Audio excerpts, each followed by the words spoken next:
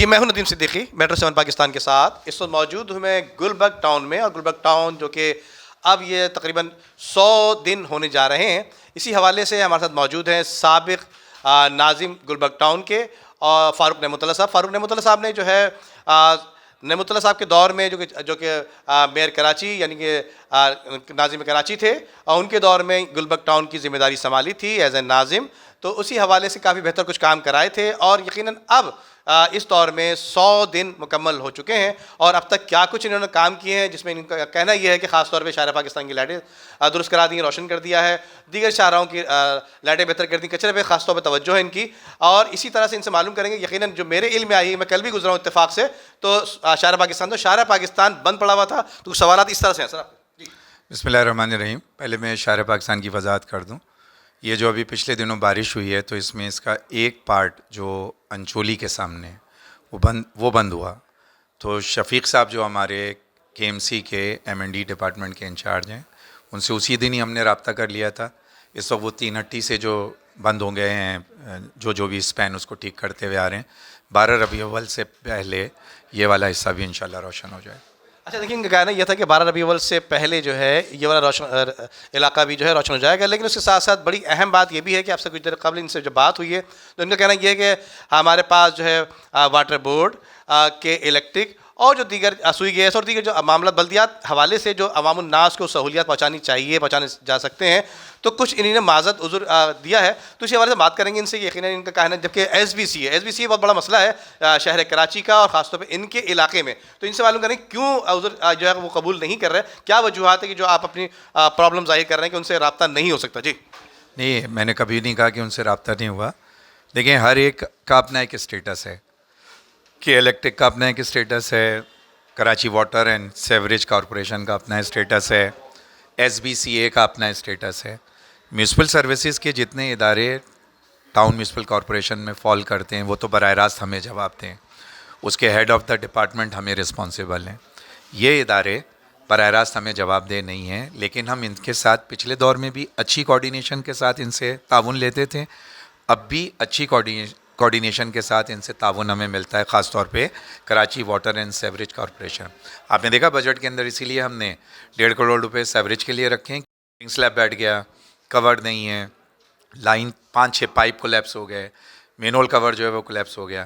تو یہ 1 پیج کی اپروول کے لیے یہ KWSSIP کے چکر میں چیف صاحب سے اپروول, اس چکر میں ایک کام جو ایک دن میں ہو سکتا تھا وہ ایک مہینہ گزر جاتا تھا.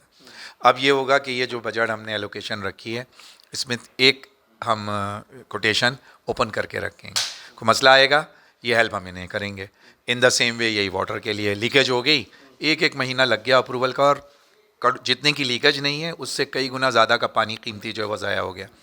ایس بی سی اے کا تو معاملہ یہ ہے کہ وہ مینلی کنیکٹ ہیں ڈپٹی کمشنر اور اسسٹنٹ کمشنرز.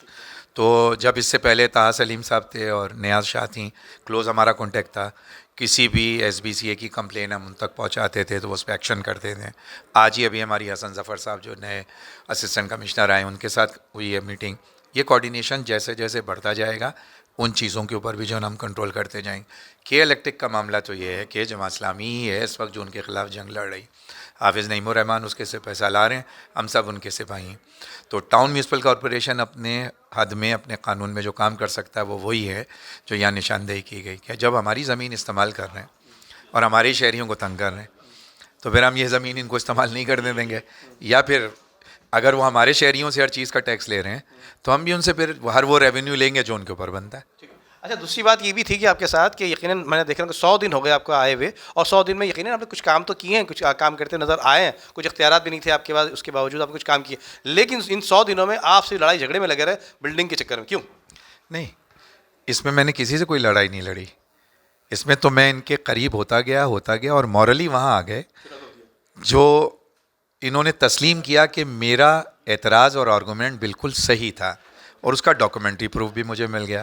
میں تو سب سے زیادہ سالڈ ویسٹ کی حمایت کرتا ہوں, سب سے زیادہ ان کے ساتھ مل کر کام کرتا ہوں, اور ان کا نظام پورے کراچی میں سب سے زیادہ ہمارے مطابق جو ہے وہ اپنے ہاتھوں سے ایک چیز تھا. اور اب ہماری ضرورت ہے. ٹی ایم سی اپنا کونسل کا اجلاس کہاں کریں؟ دیکھیے پہلے ٹینٹ میں کرتی تھی, آج اس کمرے میں کر رہی ہے, ہال اوپر موجود ہے. چیئرمین صاحب کہاں جا کے بیٹھیں, وائس چیئرمین کہاں بیٹھیں, میونسپل کمشنر کہاں جا کے بیٹھیں, ہمارے افسران اپنی گاڑیاں کہاں پارک کریں. بھئی یہ سب ہماری جگہ تھی نا, اس کا سینیٹیشن کے نظام سے کوئی لینا دینا. یہ ہم واپس لیں گے.